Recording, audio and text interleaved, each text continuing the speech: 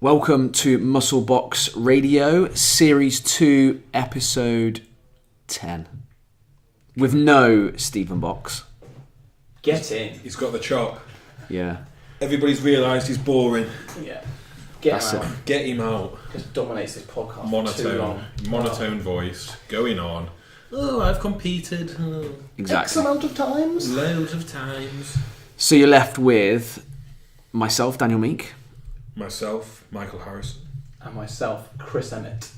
So yeah, we are going to talk today about something that's not boring. Overfeeding. Overfeeding. Because we love a good feed. Oh, it's fantastic. I mean, compared to these two, I can't really eat anything. Nothing. But I am partial to a bit of overfeeding, and for me that's about 3 slices of pizza. Yeah.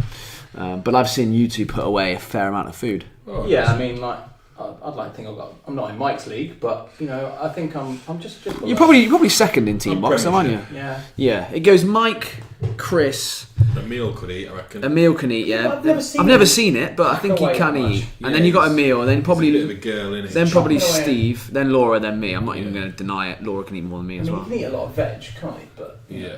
Not much else. He doesn't eat any meat anymore. No. He's lost a hell of a lot of muscle recently. He's been pulling a pin big time at the moment away. Yeah, hasn't it? In Europe. Travelling Europe, eating gelato. Yeah. That vegan month lasted a long time, didn't it? Hey? Right then. So, yeah, we're going to talk about overfeeding. So we're going to touch on what happens when you have that one meal where you go a little bit crazy. It's a common thing that people assume that because they have one meal that it's put a halt to all their progress and that they might as well just then have the rest of the year off and carry on overeating. Yeah, you get a lot of questions like how much damage, in quotations, damage, can you do with a big feed? And yeah, so basically we're going to tell you what essentially can happen and what things scientifically may come into effect. Yeah, Mike loves a good research into the old overfeeding studies because he wants to see how much he can get away Yeah, with. self-preservation, isn't it? How much can I push the boundaries of science? He's like reading a journal when the domino's on its way. He's like, so how much damage is this going to do? Yeah, I don't care. You literally don't care, do you? No, I'm going to damage it. So that's the thing with a lot of meals. It can be hard sometimes when you're out in a restaurant to have that self-restraint, as it were.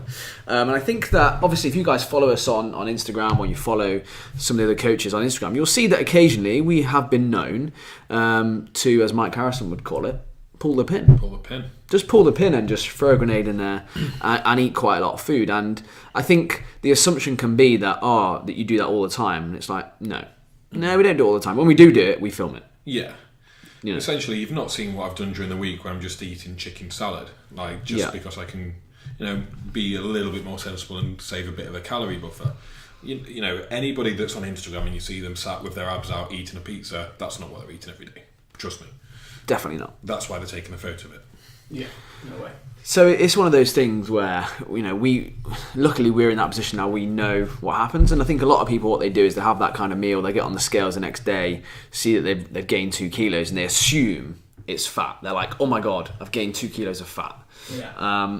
And luckily, we're a bit more experienced to know that that's not actually the case and that if we give it 4 or 5 days, you'll be fine and that weight comes off. I think the thing is as well, a lot of people probably do understand that scale weight is not the only important measure of progress, but they still freak out. They jump on and as I'm sure we have done at some periods where we've been dieting and actually been on the money, and then jump on the next day and you're up half a kilo and you're like, what the fuck? Yeah.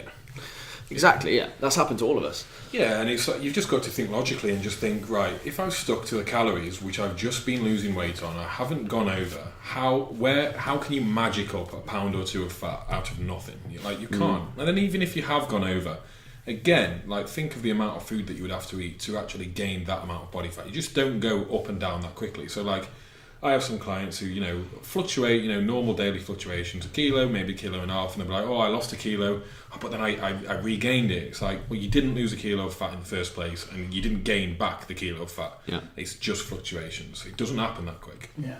I always say that to all my clients whenever they have a week where they've lost like 2 kilos, and all the other weeks before they're losing half a kilo, I always have to say to them, yeah, you haven't lost 2 kilos though. Let's not get ahead of ourselves, because the next week they might put on a kilo, and you're like, your net, that's probably what's happened. You've lost a kilo over 2 weeks maybe, but you assume that one night you're like, oh, I've had a great night, I've lost 2 kilos. No, you haven't. Yeah. Don't be so simple. So many variables that play a role. You have to just be very balanced about it.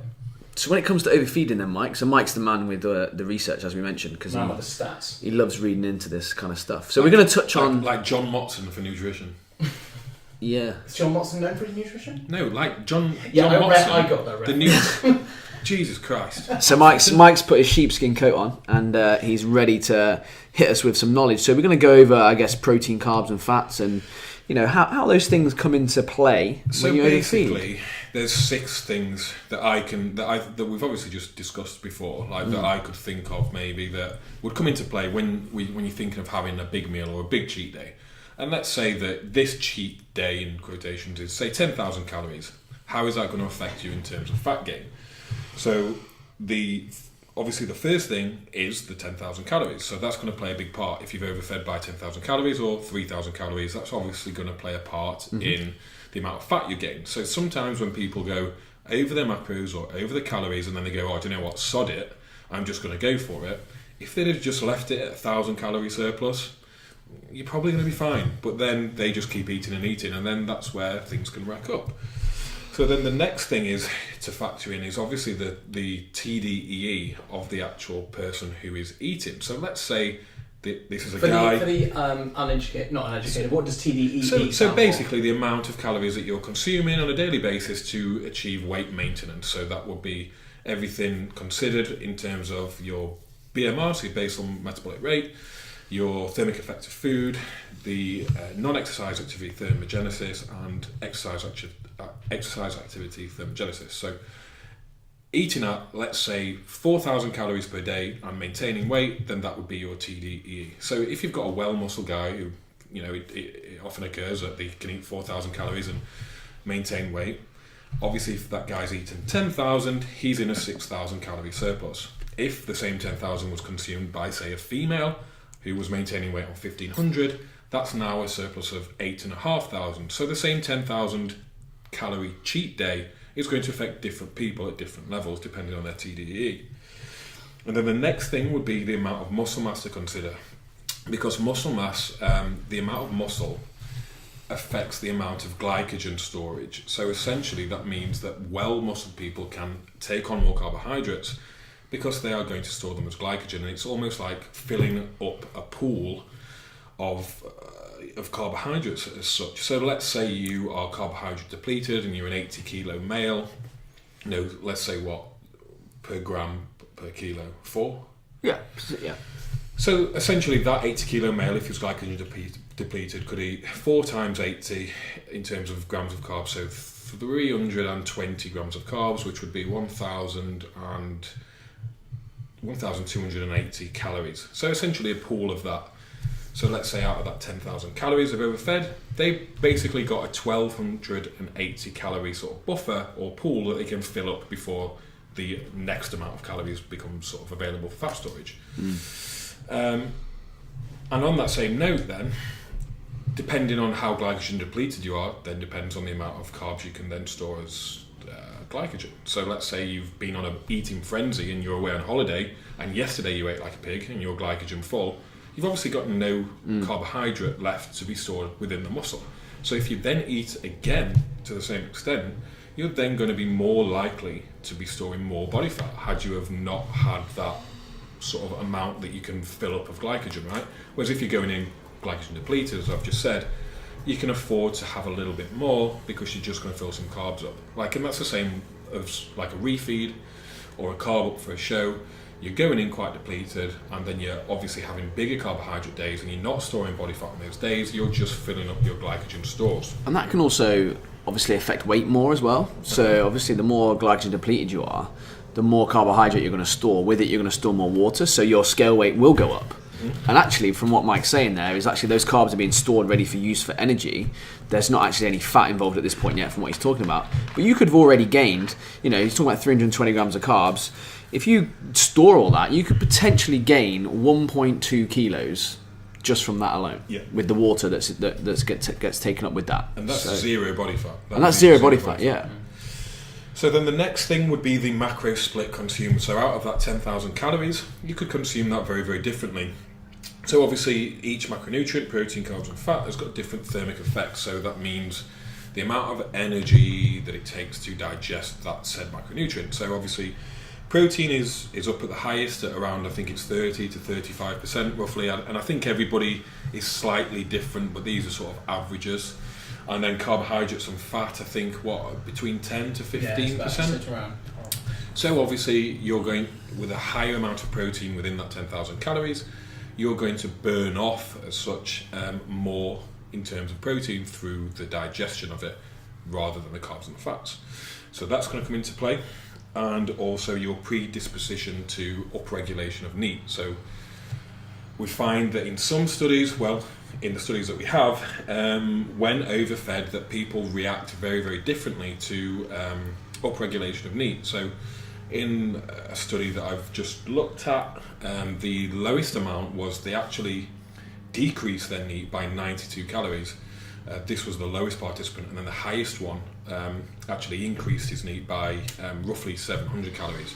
So it was a 1,000 calorie overfeed. Now you can look at that very, very logically and think, well, that one person has then remained in a 1,000 calorie deficit and actually moved a little bit, 1,000 calorie surplus and actually moved a little bit less.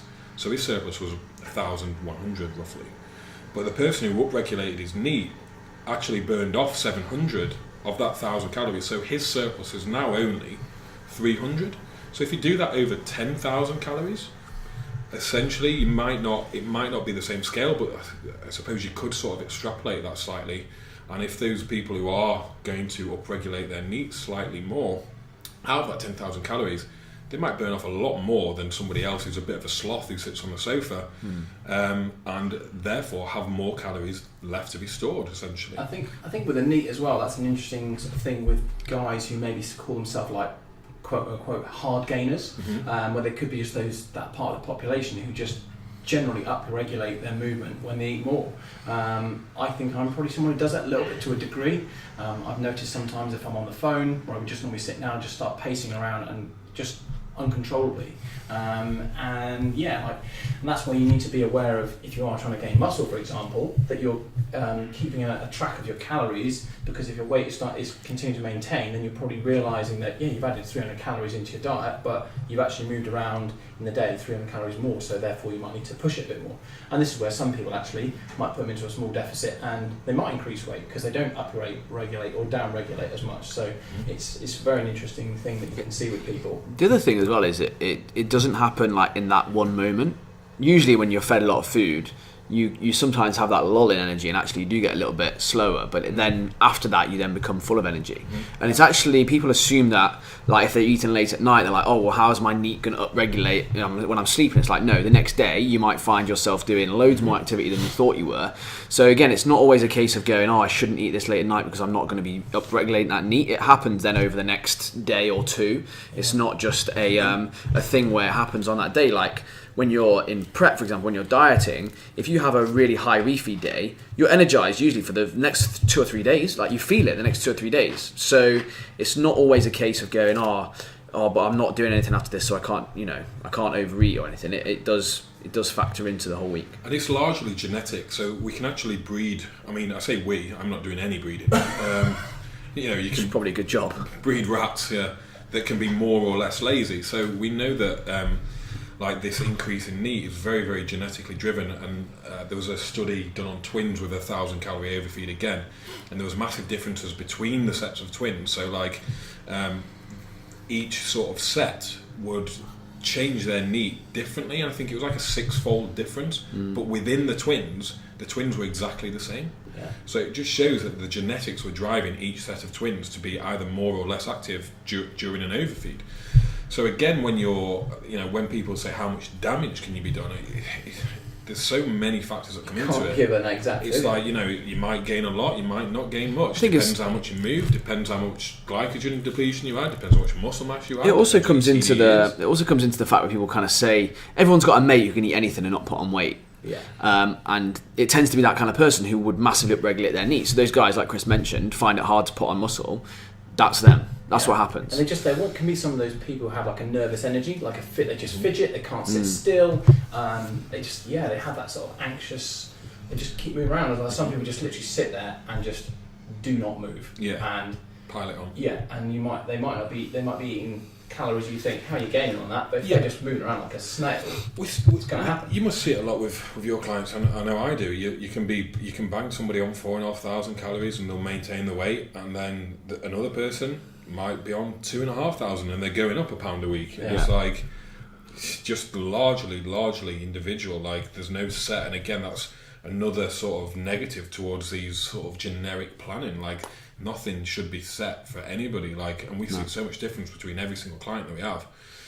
It's very, very individual in terms of that. I think as well, obviously we've been talking at the start about sort of 10,000 calorie overfeeding, but actually the reality is that you're probably going to be 1,000 to 1,500 calories over your maintenance. If you have a normal day and then you go out for some dinner, and let's say you normally at dinner have 500-600 calories, and you go out for a grill stock, right, big burger and chips and stuff, you might go 2,000 calories. And actually the numbers we're talking about, like Mike's found in these sort of studies, is actually if you upregulate your NEAT by 700 calories, that's 400 calories.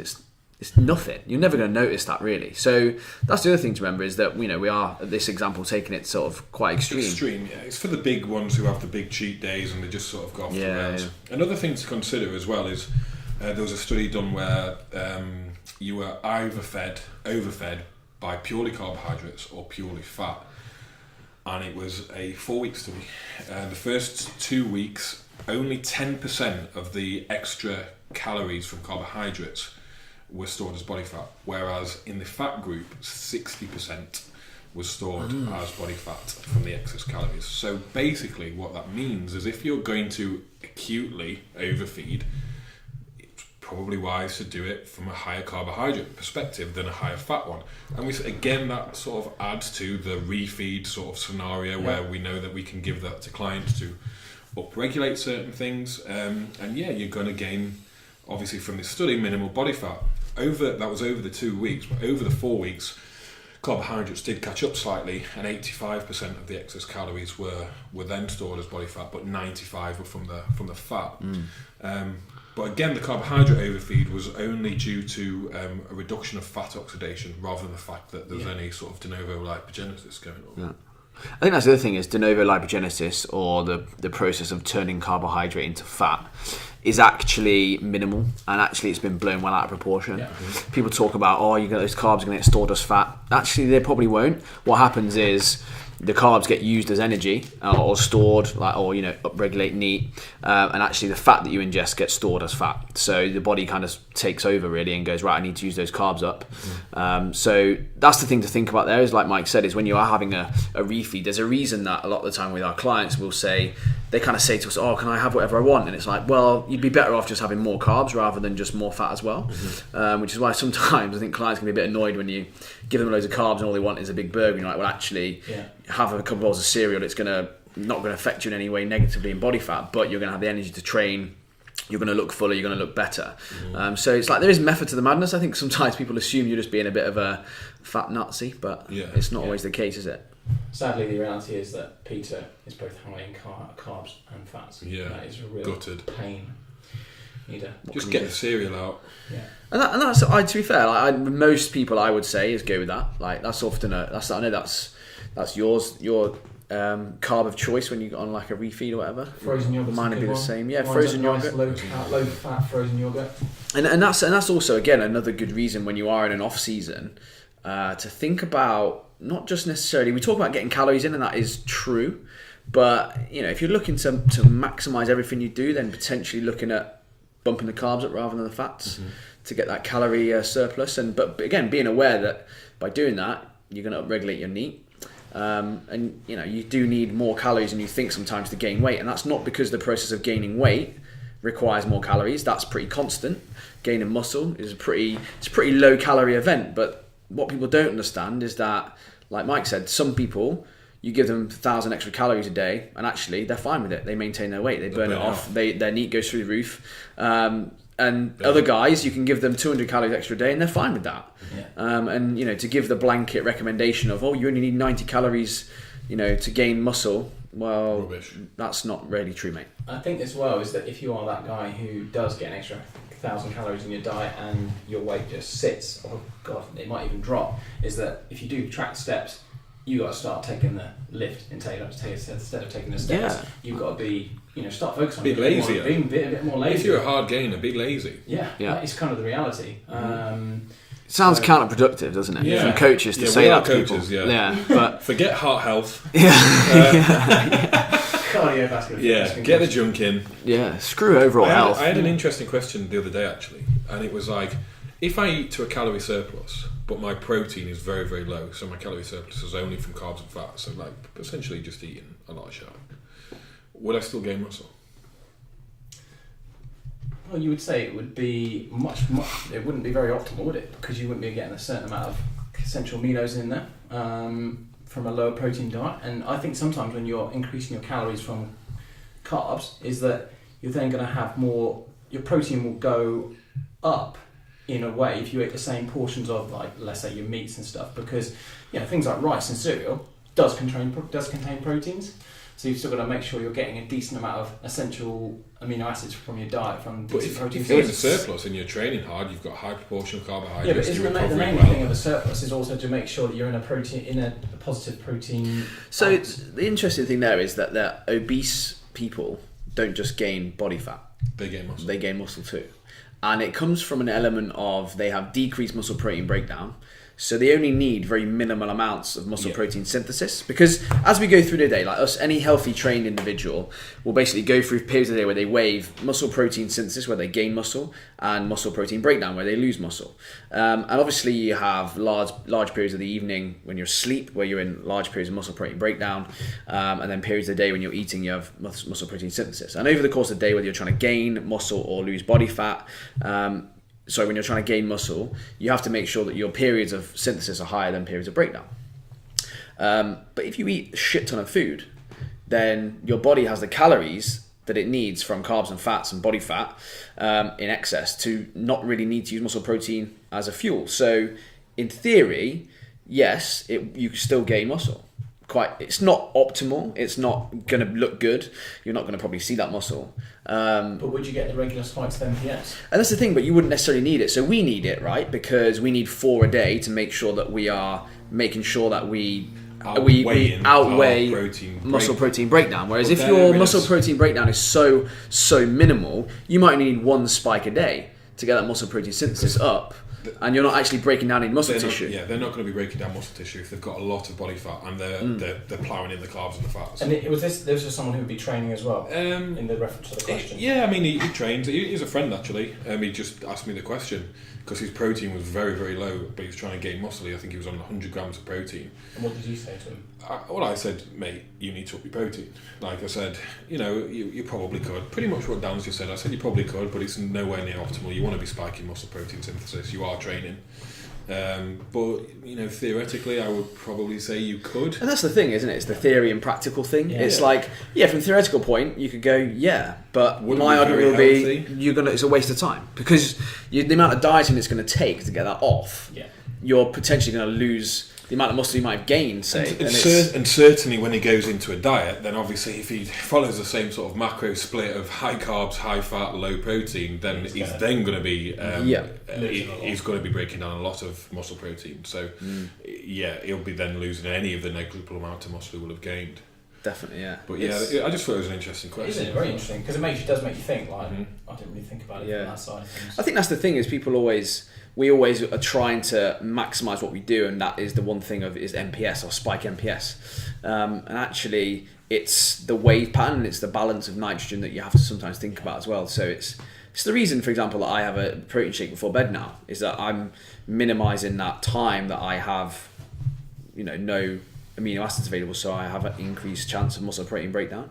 Yeah. I'm still not getting any muscle, but I'm trying. That's why like a bowl of serving before bed as well can be much more beneficial because you're going to have one at some point. Yeah. Because Yeah, exactly. You don't need 60 grams of protein before bed to spike MPS, but having 60 grams before bed can be useful to attenuate muscle protein breakdown. So yeah, it's just these interesting things to talk about. And again, we're talking about top level, next level results. We're not talking about Dave who just needs to eat a little bit less cake. I wonder if 60 grams of protein at bedtime would be better than say 30 grams of protein with 10 grams of fat to slow down gastric emptying. That's a good question, Mike. I don't know. I wonder. Don't know. There you go. Any scientists out there? Mike's got a study for you too. I should stop asking questions. You would have to equate calories though, so it would be about 15 grams of fat, whatever. Yeah. But yeah, it'd be interesting to see, mate. Mm-hmm. Let's try it. I'll do the 6 grams of protein. You do that.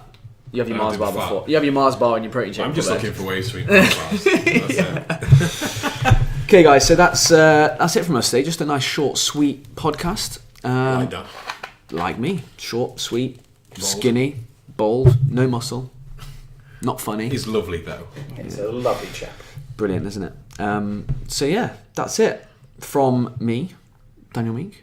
Me, Mike Harrison. And me, Chris Emmett. Definitely no Stephen Box though. Yeah, if you've enjoyed this podcast and it's been the best one you've ever heard from Muscle Box Radio, which it has been, I suggest you make sure you leave a review and say much better without Stephen Box, and we get him kicked off, and it'll just be us lot. Let's start campaign. Get Steve out. Hashtag get Steve out. Get it trending. His name's on the podcast, but get him out. We'll get him out. Don't worry. We'll just be called Team. Yeah.